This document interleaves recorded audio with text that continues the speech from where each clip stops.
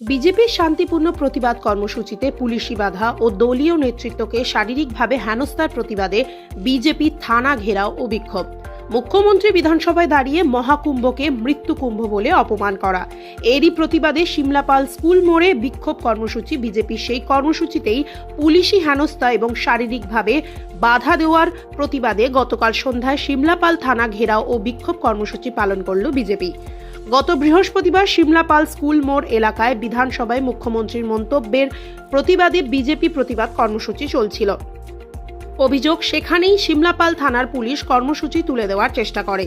সেই সময় বিজেপি নেতা কর্মীদের সঙ্গে পুলিশের হাতাহাতি হয়। এই ঘটনায় আহত হন সিমলাপালের মণ্ডল সভাপতি আলোক মোহান্তি। তাকে চিকিৎসার জন্য ভর্তি করা হয় সিমলাপাল ব্লক প্রাথমিক স্বাস্থ্য কেন্দ্রে। বিজেপির শান্তিপূর্ণ কর্মসূচিতে পুলিশের বাধা ও মণ্ডল সভাপতির ওপর পুলিশি হামলার প্রতিবাদে এদিন থানা ঘেরাও ও বিক্ষোভ কর্মসূচি পালন করে জেলা বিজেপি। গতকাল সন্ধ্যা সিমলাপাল ইন্দিরা স্ট্যাচু মোড় থেকে মিছিল করে স্লোগান দিতে দিতে এই মিছিল এসে পৌঁছায় সিমলাপাল থানার সামনে। সেখানে আগে থেকে উপস্থিত থাকা পুলিশ ব্যারিকেডে সামনে দাঁড়িয়ে দীর্ঘক্ষণ বিক্ষোভ দেখায় বিজেপি নেতা ও কর্মীরা। বিজেপি নেতৃত্বের হুমকি, আগামী দিনে পবিত্র মহাকুম্ভকে অপমান করার চেষ্টা হলে আবারও পথে নামবে বিজেপি।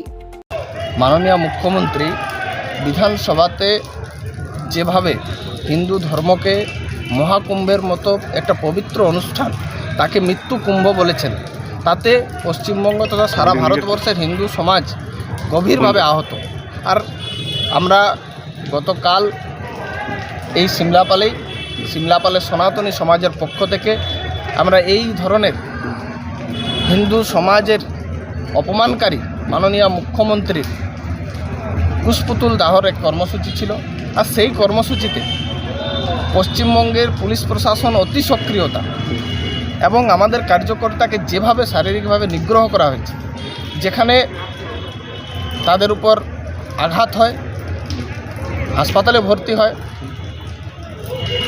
যে কোনো শান্তিপূর্ণ আন্দোলন যে কোনো রাজনৈতিক দল করে থাকে, পুলিশ প্রশাসনের ভূমিকা একেবারে সম্পূর্ণরূপে দলদাস এবং তারা যেভাবে শারীরিক নিগ্রহ করেছে তার প্রতিবাদে আজকে আমরা এই সিমলাপাল থানার সামনে বিক্ষোভ কর্মসূচিতে আমরা এসেছি।